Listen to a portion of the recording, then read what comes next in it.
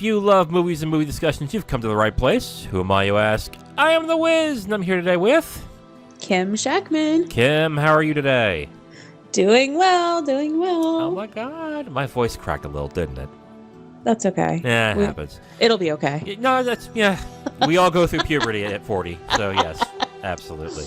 All right, so we are here to review the 1940 screwball classic, The Philadelphia Story, starring Carrie Grant, Katharine Hepburn, and James Stewart, directed by George Cukor. I chose this because I choose them all. Let's just be fair. Because your birthday's coming, right? Yeah, birthday's coming, baby. So you have to watch something I want. And now that I know that you can handle black and white films since you liked Psycho so much, I thought, why not do a comedy? Because you are a romantic comedy fan like I am.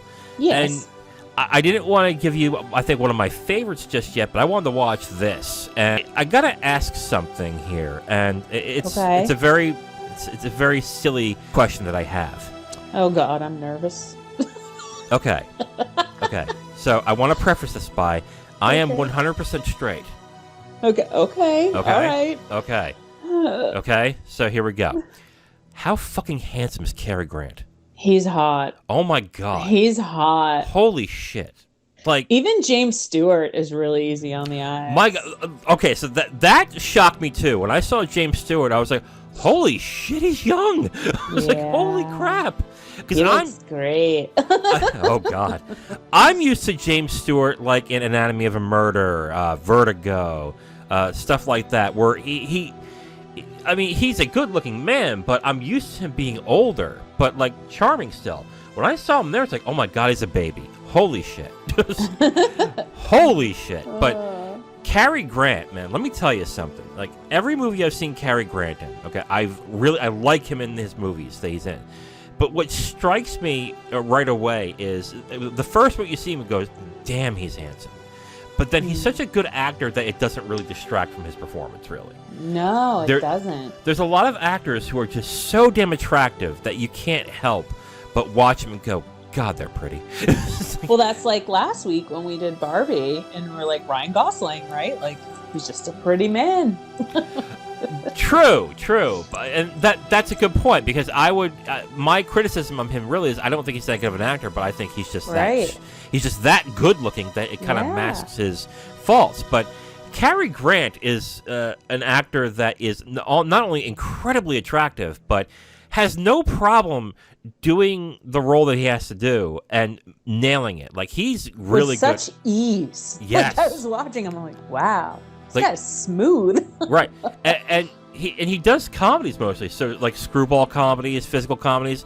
He did another one with Katharine Hepburn called Bringing Up Baby, where he is basically a goof throughout the entire film. But when you see someone that handsome in that role, it's kind of hard to be like, yeah, do I believe it? But you do believe it in Cary Grant. Yeah. Like, and I haven't seen really, like, barely any, like, older films. Yeah. So for me, it's like me seeing these actors and actresses for the first time, if you really think about it. Oh, yeah, absolutely. So, and I highly agree. Like, he's good. Oh, yeah, he's very good. But that anytime I watch him, I just watch and go, damn, he's handsome. Holy shit, he's handsome. He is handsome. All right, so let us get into the review of The Philadelphia Story, directed by George Cukor.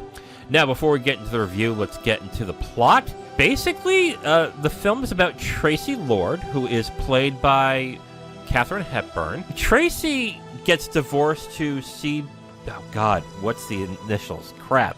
We'll call him CK. Okay, CK, that's right. CK Dexter Haven. Yes, so she gets divorced by CK Dexter Haven, played by Cary Grant, because of her drinking and her basic demeanor.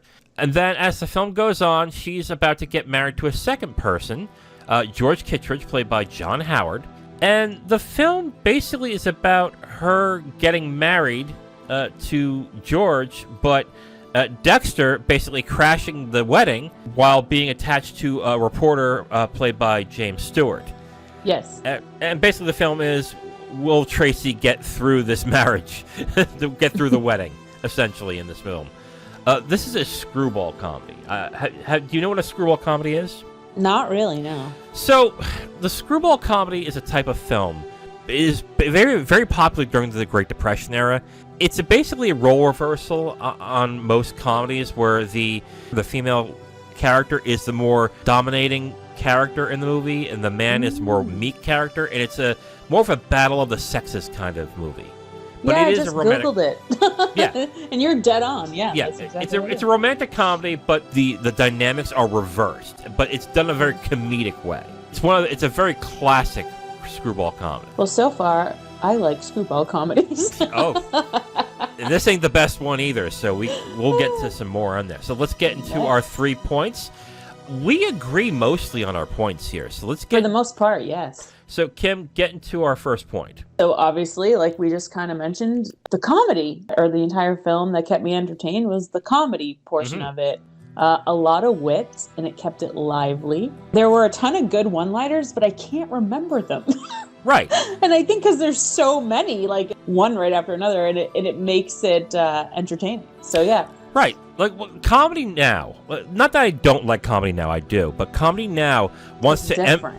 It emphasizes on the punchline. So when something happens, it lets it breathe in so you can react accordingly. It, yeah. So you can react accordingly to the comedy. Screwball comedy, especially this one, it just keeps going and going and going and going, and it actually trusts you to actually be able up on it. Not only just to pick up, but to keep going on it. Just be like, oh, you can handle this. Here we go. Here's another one. Yeah, that's exactly it. And like a couple times I was like, oh, wait, like, did they just say that? That's hilarious. You know, like it took me like a minute. Like I was like, oh yeah, like that was so enjoyable. I was like, this movie's hilarious. Right, yeah. And the best part too is the timing, because a lot of the timing is very fast and fluid. And you would need to have really good actors to be able to, just to make it not only fast, but to make it feel fluid and make it not feel awkward. And the actors here do a really good job of it. And it takes a lot of charisma and a lot of, what's the word? Like a team dynamic of sorts. Like, to be able to bounce like off back and forth, right? Kinda? In order to back and forth with each other, in order to do that, and all the actors do a really good job in it. Especially, I think the 3 main actors, which are Katharine Hepburn, James Stewart, and Carrie Grant. They do an excellent. Oh, they call it a double act as a form of comedy. Yeah, I agree with you. It's a very witty, very funny comedy. I love the wit in it. I think it's hilarious. Oh yeah, and it's very light too. Like comedy now that is more witty tends to be not darker, but a little bit heavier. Kind of mean. Oh yeah, it can be like, biting. It can be kind venomous. of nasty. Yeah, and it's not like this movie isn't biting either. There are scenes in it where it's like, ooh, that's a little harsh. But they do it in such a nonchalant way, and the actors take it in stride, I guess, where it's not as dramatic. But it's a fun movie. I definitely agree with you on that. Second point I want to get into. I think Hepburn and Stewart are excellent in this movie. I think they're the best part of this movie. The supporting actors are very good. I like Carrie Grant in it, but I'm glad that you mentioned Virginia Wilder. Or is it or is it Weidler? Weidler, yeah. Virginia Weidler, the young girl who plays Dinah Lord. I loved her. Yeah. Like even from the very beginning, like the very first scene of the movie, she stood out to me. I was like, she's just like really making the rest of the actors and actresses like more pronounced in a way. I don't know. I just really liked her. She was good. I think what's interesting about that character specifically and that actress, I haven't seen a lot of older films, but some child actors are just there to be cute and just to be like, oh, hi, Dad. But when you have do a couple little lines and be done with it. Right. Yeah. When you have a good one that can actually handle the scene and can do well with the other actors, it really is interesting to watch. And she was particularly good in a couple of scenes in the film, especially with James Stewart in the film. Like when they first meet him. Yeah, it is hilarious. It is I was like, this is so cute. Yeah, it's a very funny scene. Yeah, she did a good job. I'm glad you mentioned her. She was very good in that. But I do have to point out, I think Stewart and Hepburn are probably the best parts of the film. I'm already a fan of Stewart, but I've never seen him, A, this young, and B, this exuberantly witty. it is so funny to see him. Like, when you watch Stewart in his older films now, let's say Vertigo, stuff like that. I didn't realize that he's in It's a Wonderful Life. Yes, he's George Bailey. I didn't realize. I've only seen that movie once or twice. Yeah. He has a much more homespun charm, like a very... How do I make it? Like, jolly? Yeah, I mean, not jolly, but like, yeah, I guess jolly for that kind of movie, but like... I guess, yeah.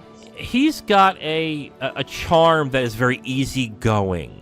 That is like, oh yeah, I'm James Stewart. Like, I'm a good guy. I'm very likable. That's not him in this movie. He is actually very he's just as biting as the rest. But right. I have never seen him that way. But he does it very well in this movie. I was very surprised by it, and this is the one that won him the Oscar, which I was surprised by. So yeah, that's pretty cool. Yeah, no, I thought he was great. Yeah, absolutely. But like you mentioned at the beginning, I even thought Cary Grant was really good too as a supporting actor because he didn't steal the limelight. You know what I mean? Like he was there and he served his purpose really, really well, and he did it with ease. But, you know, James and Stewart were kind of supposed to be, you know, front and center, and they were, and it just worked. I thought Grant and Hepburn were going to be the main people in this film, but I did too. That's exactly what I thought, and I was like, wait, what's going on here? Yeah. Yeah. And then I was like, wow, this is really good. Like, this works, and it's working fluidly, and then they did it really well. I thought it was funny. Now, I have to mention Hepburn. Okay, so Hepburn is a great actress. She's very good at this type of role. And I want to point out how easy it was to recognize why she is such a tough person to be around, but also why these men adore her. It's like, I have experience with this type of woman, unfortunately. So it's hard for some people to recognize, why would you want to be with somebody that domineering? But right. Her character is done so well that you can instantly see why, people can't stand her at times, right. But then why they are utterly charmed by her. She is somebody that men want to be with. She still like draws them in. Yeah. Absolutely, and she does it really well in this movie, like exceptionally well. Okay, Kim, so why don't we get to your third point? I really enjoyed actually the plot of the film. I thought it really complemented the comedy of it, and kind of driving home like the dynamics between all the different characters and what they were trying to accomplish with the comedic value of it, I guess. So okay. I enjoyed the plot. I thought it was smart to do that and to have it be, you know, kind of the back and forth when it comes to like marriages and such. Right. So. Yeah, the plot is pretty good for a screwball. I just thought I thought it was smart for like the comedic value for sure. Yeah, absolutely. I'll get right into my point, I guess, with that, because I think it's kind of the opposite of your point to a certain extent. It is and it isn't. Yeah, right. And I do kind of also agree with your point a bit right. too. Yeah. So I do agree that the plot works for the comedy, and I think it is very well done. The only thing that I wish is that the class dynamics were more focused in this film. Towards the beginning of the film, they do make a point to show that Macaulay Connor, which is Stewart's character, has a particular distaste for the socialites and the wealthy. Right. And that shows up a lot in the beginning of the film, especially in a very funny sequence when the rich people realize who they are and what they have to do. It is a great scene. It really is. It's so funny. But then after that scene, it just dissipates really quick. It kind of dies off. Yeah, like, and that's why I completely agree with you. Like, I'm like, does he still not really care for those type of people? Or is he just, you know what I mean? Like, right. It was a little bit confusing. It just kind of goes away. Now, I don't think that makes the film particularly bad. I still really like the film, but this would have been something where I would say this would have been a great movie to an amazing movie if they were to also add more of the class dynamics in this. But since they didn't, it kind of fell off. I was like, I kind of missed that part. I wish they could have went more with because I think, too, they could have added even more comedy, utilizing that on a little bit of a deeper level. But maybe too, like, I wouldn't want them to go into it too much though, because then maybe it could get a little dark, right? It would get a little serious, absolutely. That aspect kind of dropped off, and I kind of wish it kind of stayed in there a little more, but since it didn't, I don't think it hurts the film that much, but I just think... It's something you noticed. Yeah, I thought it was a little weird, but yeah, that's fine. I agree with you. I still thought the plot was great for the comedy it was showing. Me too. All right, Kim, so who do you recommend this for? So I recommend this for witty comedy lovers because it's so freaking funny. Like, I actually do kind of want to rewatch this because I thought it was really, really funny. Yeah. And then those who really enjoy older films, like black and white films, again, this is my third black and white film that we've watched together, and I liked it. It didn't bother me. And then I was telling Wiz earlier, like, at the very beginning of the film, you can tell, like, the specific year that the film is from, like 1940s, with the way they kind of talk. And it was hard for me to get a little used to that in the beginning. Mm-hmm. And then as it's just the dialect, right? And that's normal for that time. And, like, I was like, oh, this is a little bit annoying to me. And then as the film went on, like, I don't know if I just got used to it or it was just maybe me just not knowing. I don't know. But if you're okay with the type of dialect from the 1940s, then yeah, you'll be able to enjoy the film. We also discussed this before the recording. I want to point out, too, that if you hear that and go, oh, I'm not going to understand what's going on, like lingo and slang, essentially. Slang really hasn't changed much as the years go by. It's just said differently. So when you hear it for like the first 5 or 10 minutes, you're going to pick up right away what they're actually saying. So, yes, you're going to hear it and go, what the hell they mean? You're going to pick it up real quick. So, yes, that is a good point. Like, don't knock it until you try it, really, right? Listen, and then, like I said, like, at first I was like, what is this? Like, their voices are kind of annoying me. And then probably, like, another, like, 5-10 minutes in, I was like, oh, okay. Like, I get it now. So who do you not recommend this for? Those that expect John Howard to have a larger role in the film. Like, I'll be very honest and transparent because you're going to think this is funny, Wiz, but I got John Howard and Carrie Grant confused at first. Like, I thought that Carrie Grant was going to be playing the role that John Howard played, like, before I started watching the movie. Like, I don't know why I thought that. I just did. So then I was like, oh, wait, no, that's a different person. So, you know, if you are a John Howard fan, great, but he doesn't have a large role in the film. Mm. He's there, but he's not there as much as you think he is there. Yeah. And then people who enjoy serious films about romance, right? This is like 110% a comedy.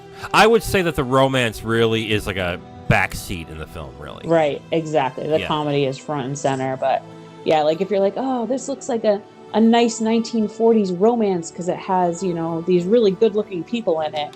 Yeah, but it's 110% a comedy, not so much a romance. So you don't expect to have a box of tissues with you when you're... Correct. There's no crying in this movie, only if you're laughing so hard that you can't help but cry. Oh, you almost took my line. There you go.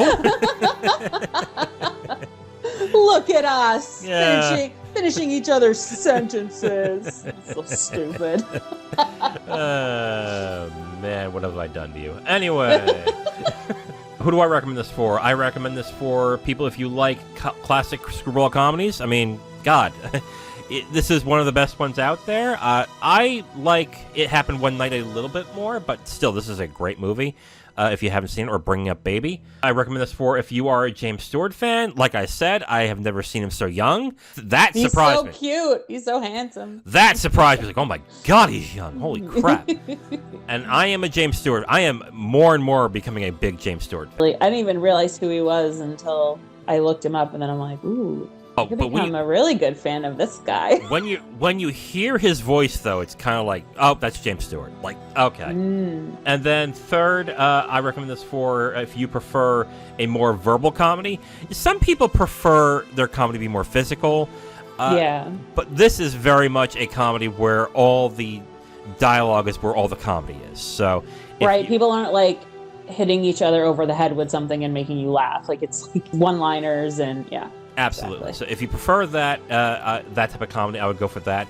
Also, it's a very clean comedy. So if you like something that's a little more appropriate, dirty, I would say dirty. Like, if you like something that's a little more dirty, then I would say avoid it. But yeah, like if it's something where there is some what they call pillow talk, but it's very clean. yes. Then go ahead. Like if you had children in the room, they'd have no idea. Oh yeah, God. Definitely. If you had children in the room, they would walk out. Yeah, they'd be like, "What are you watching? Black and white? What the heck?" They'd be like, "They have TV like this?" Oh yeah.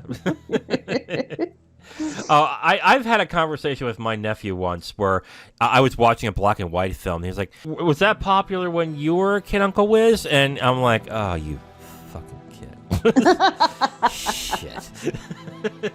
No, this is I think the film I was watching, this was well before your grandparents were born. It's like, I was gonna say, why don't you talk to your great grandma? Like, you're dead. Exactly. Yeah. Good taste doesn't die, kid. Yeah. Sit down. I'll teach you something. Oh, I tried. It didn't work. So who do I not recommend this for? I do not recommend this for people if you want a more fish out of water film. Again, like for the first half, they kind of hinted towards it, but then it kind of went away after that certain point. Fish Out of Water is, I guess, a movie where you chronicling where a character is where they don't normally belong. So that makes sense. Yeah, and then the other I don't recommend this for is if the gender dynamics make you uncomfortable. I have to say this right off the bat. It didn't bother me as much in this movie, but there is some misogyny, some philandering. They kind of they kind of didn't bother me either, but you're absolutely right. They kind of look past the fact that there is how do I put this? There's a lot of pinching of women's butts in the film. Yeah, the uncle. Yeah. Oh yeah. And then in the beginning, you see the Carrie Grant push Katharine Hepburn in frustration and disgust. Oh yes, I was like, whoa. Yeah. The very, very beginning of the film. It's the very first scene. I was like, oh, is this what we're doing? Yeah. With this film? And the character is kind of treated as, you know what? It is what it is. So if you are uncomfortable with that, you might want to avoid it. It is not in the film all that much, but it's there. It's not terrible, but it is there. Yeah. They're not, like, beating the crap out of Katharine Hepburn. No. Like, drowning her in the pool, nothing like that. Don't worry, guys. Honestly, though, if anything, it would probably when Katharine Hepburn beating the crap out of Cary Grant, if that were to actually happen. Yeah, pretty much. Yeah. So, if you do not want to watch that it's there, don't watch it. Overall, Kim, do you recommend The Philadelphia Story? I do. I really liked it. I want to rewatch it. I think it's hilarious. Yeah, like I want to sit down. I know this sounds cheesy, but I want to sit down and watch this with my parents because I think that like my husband, like I don't think he really gets the screwball comedy. Like he doesn't appreciate it, but I feel like my stepmother and maybe even my dad too would think it's great because they just like that type of comedy. And it's like they also really like clean comedy. Like they don't, Yes, I highly recommend it. I would recommend you see It Happened One Night. That is my favorite screwball comedy. It's one night. And it's one of my favorite romantic comedies. So, so I would say if you really like this, see It Happened One Night. That was a really good movie. I also recommend this film. I think it's a great film. I think it's really funny. It's not my number one favorite of screwball comedies, but my God, like it just that is attached to It Happened One Night in movies like that, I think is great. I really like the fact that you like this because there's a lot more that we can watch that I think you will enjoy as well. So that's cool. I'm pumped. Let's make sure we do that. So overall, me and Kim both recommend The Philadelphia Story. If you haven't seen it, check it out. You had to rent it on like Google or YouTube, right? I had to rent it because my Tubi app was not working. It's supposed to be on Tubi, but I don't think it is. I tried it on Tubi as well. They said they would notify you when it's there. It's just not there right now. Oh, got it. So I think it was like $2 or $3. Yeah. I already had the Criterion Collection disc, so I was like, pop it in. Whatever. Yeah, fancy. So, so it is in the Criterion Collection if you want to purchase it there, but you can also rent it for $3. Definitely give it a watch. It's a great movie. For sure. Now, if you want my full review on this movie, you can go to my website at IamTheWiz.com. You'll have my full written review right on the site, along with a link to the video that has this review that you just listened to. Thank you for listening to this review. If you want to know what we're reviewing in the next couple days, you can look on the screen right now to see what's coming up next. If you like what you heard, go ahead and leave a like on this video. If you want to discuss your opinion on the film or the review itself, please leave a comment. And if you want to hear more, subscribe to the channel. Thank you again for listening. I will talk to you next time.